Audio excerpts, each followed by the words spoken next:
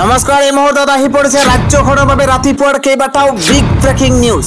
আজি 26 মে অসমৰ লগতে ভাৰতৰ বিভিন্ন প্ৰান্তৰ পৰা এনে ধৰণৰ খবৰসমূহ নিতৌ চাবৰ কাৰণে চেনেলটো সাবস্ক্ৰাইব কৰি ভিডিঅ'টোত এটা লাইক কৰি দিব। এই মুহূৰ্তত জনাই আছো এটা ব্ৰেকিং নিউজ। এনআৰচিত নাম থকাৰ পাছতো বাংলাদেশী খোজোৱা হৈছে। এবাৰ ধৰ্মীয় সংখ্যালঘুক লক্ষ্য কৰি লৈছে চৰকাৰে। এই মুহূৰ্তত জনাই আছো এটা ব্ৰেকিং নিউজ। এইদৰে কোনে মন্তব্য কৰিছে প্ৰতিটো তথ্য এই মুহূৰ্তত জনোৱাৰ চেষ্টা কৰিছো। ৰাতিপুৱাৰ এটা বিশেষ খবৰ, এনআৰচিত নাম থকাৰ পাছতো বাংলাদেশী খোজোৱা হৈছে। ধৰ্মীয় সংখ্যালঘুক লক্ষ্য কৰি লৈছে এবাৰ চৰকাৰে। বাংলাদেশী খেদাৰ নামত আৰক্ষীয়ে ভাৰতীয়ৰ ওপৰত অত্যাচাৰ কৰি আছে। বাংলাদেশীৰ নামত 90% ভাৰতীয়ক ধৰি অনা হৈছে। প্ৰকৃত বাংলাদেশী যদি অসমত আছে তেন্তে তদন্ত কৰক চৰকাৰে। বাংলাদেশী বিতাড়নৰ নামত ভাৰতীয়ৰ ওপৰত চলোৱা অত্যাচাৰ আমি মানি ল'ব নোৱাৰো, আমি মানি নলওঁ। এনআৰচি, আধাৰ কাৰ্ড, পান কাৰ্ডত নাম থকাৰ পাছতো তেওঁলোকক আটক কৰি ৰখা হৈছে। ন্যায়ালয়ে ভাৰতীয় বুলি ঘোষণা কৰাৰ পাছতো তেওঁলোকৰ ওপৰত অত্যাচাৰ চলোৱা হৈছে, নিৰ্যাতন চলোৱা হৈছে। অসমৰ ধৰ্মীয় সংখ্যালঘুৰ ওপৰত অত্যাচাৰ চলোৱা হৈছে, এই অভিযোগ উত্থাপন হৈছে।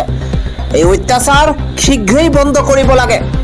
নিশা জাননী নিদিয়াকৈ শ শ লোকক আটক কৰিছে চৰকাৰে। যিসকল লোকক কৰায়ত্ব কৰা হৈছে তেওঁলোক সম্পূৰ্ণ ভাৰতীয়। 2013 চনত ন্যায়ালয়ে স্বীকৃতি দিয়াৰ পাছতো তেওঁলোকক বাংলাদেশী বুলি কোৱা হৈছে। প্ৰকৃত ভাৰতীয়ক শীঘ্ৰেই চিনাক্ত নকৰিলেই অসমত হ'ব তীব্ৰ আন্দোলন। মুখ্যমন্ত্ৰী ডক্টৰ হিমন্ত বিশ্ব শৰ্মাক প্ৰত্যাহ্বান জনাইছে এবাৰ আমচুৰ সভাপতি ৰেজাউল কৰিম চৰকাৰে। আন এটা খবৰ হৈছে দ্বিতীয়বাৰলৈ অসমৰ মুখ্যমন্ত্ৰী হ'ব ডক্টৰ হিমন্ত বিশ্ব শৰ্মা। পুনৰবাৰ জনাইছো দ্বিতীয়বাৰলৈ অসমৰ মুখ্যমন্ত্ৰী হ'ব ডক্টৰ হিমন্ত বিশ্ব শৰ্মা। 2026ত পুনৰ চৰকাৰ গঠন কৰিব এইখন বিজেপি মিত্ৰজোঁটে। এটা পলিটিকেল ব্ৰেকিং নিউজ আমি জনোৱাৰ চেষ্টা কৰিছো। ভৱিষ্যতবাণী দিছে এইদৰে মন্ত্ৰী পীযুষ হাজৰিকাই। গৌৰৱ গগৈ মুখ্যমন্ত্ৰী হোৱাটো অলিক কল্পনা, এইদৰে অখিল গগৈ কটাক্ষ কৰিছে এইবাৰ মন্ত্ৰী পীযুষ হাজৰিকাই। পীযুষ হাজৰিকাই কৈছে গৌৰৱ গগৈ মুখ্যমন্ত্ৰী হোৱাটো অলিক কল্পনা। পঞ্চায়ত নিৰ্বাচনত নিজৰ সমষ্টিতেই বিধ্বস্ত হৈ পৰিছে গৌৰৱ গগৈ।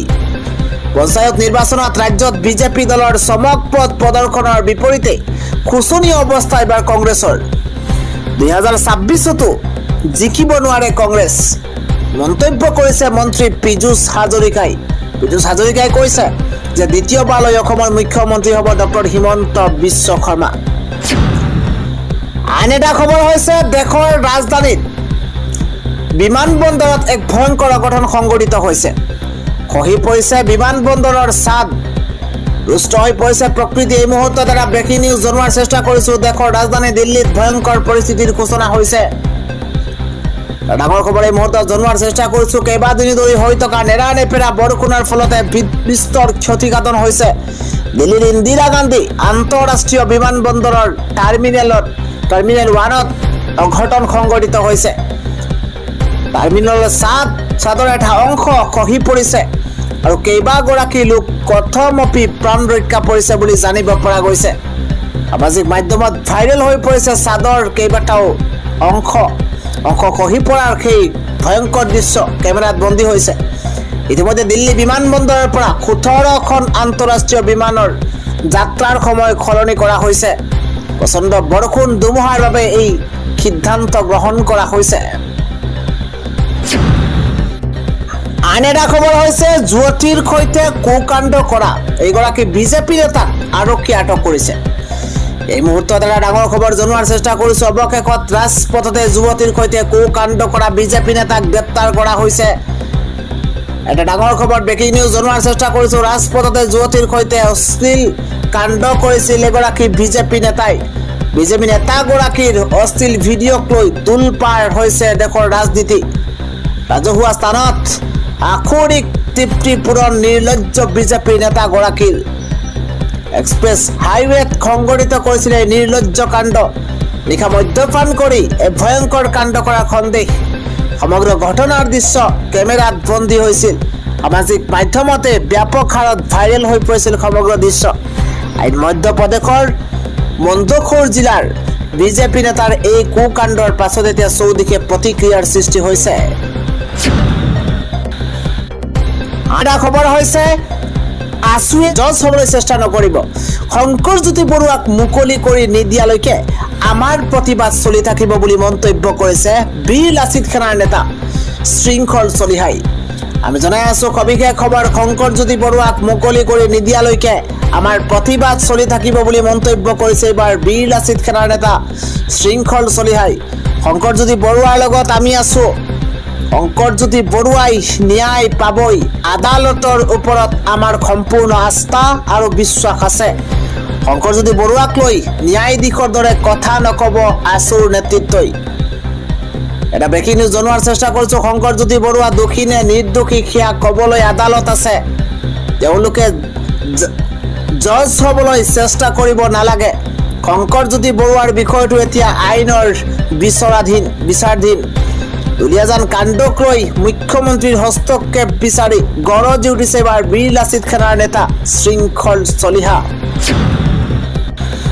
পৰৱৰ্তী খবৰটো হৈছে দেশৰ ভিন্ন প্ৰান্তত এইদৰে বাংলাদেশী খেদা অভিযান আৰম্ভ হৈছে বাংলাদেশীৰ হাড় এডালো অসমৰ মাটিত থাকিবলৈ দিয়া নহ'ব এইদৰে বাংলাদেশীৰ বিৰুদ্ধে কোনে গৰজি উঠিছে কিয় আৰু এইদৰে মন্তব্য কৰা পৰিলক্ষিত হৈছে আমি জনোৱাৰ চেষ্টা কৰিছো এটা বিশেষ খবৰ বাংলাদেশী গতিয়াই অসমৰ পৰা পঠিয়াই দিয়ক ডিটেনশ্যন কেম্পত ৰক্ষণাবেক্ষণ দিয়া বন্ধ কৰক বাংলাদেশীক এই মুহূৰ্তত এটা ডাঙৰ খবৰ জনোৱাৰ চেষ্টা কৰিছো বাংলাদেশীক থকা খোৱা ব্যৱস্থা বন্ধ কৰক মৃত্যু হোৱা বাংলাদেশীক ভাৰতত কবৰ দিবও নোৱাৰিব মৃত্যুৰ পিছত বাংলাদেশীৰ হাড় এডালো ভাৰতৰ মাটিত থাকিবলৈ দিয়া নহ'ব এবাৰ বুলডোজাৰ লগাই ভাঙি দিব লাগে ডিটেনশ্যন কেম্প চৰকাৰৰ বাংলাদেশী খেদা অভিযানত পূৰ্ণ সমৰ্থনত আছে সংখ্যালঘু সংগ্ৰাম পৰিষদ আমি জনাই গৈছো এটা ডাঙৰ খবৰ চৰকাৰৰ বাংলাদেশী খেদা অভিযানত পূৰ্ণ সমৰ্থন আছে সংখ্যালঘু সংগ্ৰাম পৰিষদ বাংলাদেশীৰ কাৰণেই মুছলমানক সন্দেহৰ চকুৰে চাই বাংলাদেশীৰ উৎপাতত আমি থাকিব নোৱাৰা হৈছো আমাৰ দাবী বাংলাদেশীৰ নামত থলুৱা মুছলমানক যাতে হাৰাশাস্তি নকৰে বাংলাদেশীৰ বিৰুদ্ধে এইদৰে সংখ্যালঘু সংগ্ৰাম পৰিষদ গৰজি উঠা পৰিলক্ষিত হৈছে সংখ্যালঘু সংগ্ৰাম পৰিষদে দাবী কৰিছে যে বাংলাদেশী গতিয়াই অসমৰ পৰা পঠিয়াই দিয়ক পৰৱৰ্তী খবৰটো হৈছে ইছলাম ধৰ্ম ত্যাগ কৰি হিন্দু ধৰ্ম গ্ৰহণ কৰিছে এগৰাকী ৰুবুল আলী হ'লগৈ এতিয়া ৰুবুল হাজৰিকা এই মুহূৰ্তত এটা ডাঙৰ খবৰ জনোৱাৰ চেষ্টা কৰিছো ইছলাম ধৰ্ম ত্যাগ কৰিছে এগৰাকী হিন্দু ধৰ্মৰ ৰুবুল আলী হ'লগৈ ৰুবুল হাজৰিকা জামগুৰিহাটৰ শ্ৰীমন্ত শংকৰদেৱ সংঘৰ কীৰ্তন গৃহত হিন্দু ধৰ্ম গ্ৰহণ কৰিছে ৰুবুল আলীৰ লগতে পৰিয়ালৰ আন 8 গৰাকী সদস্যই গ্ৰহণ কৰিছে হিন্দু ধৰ্ম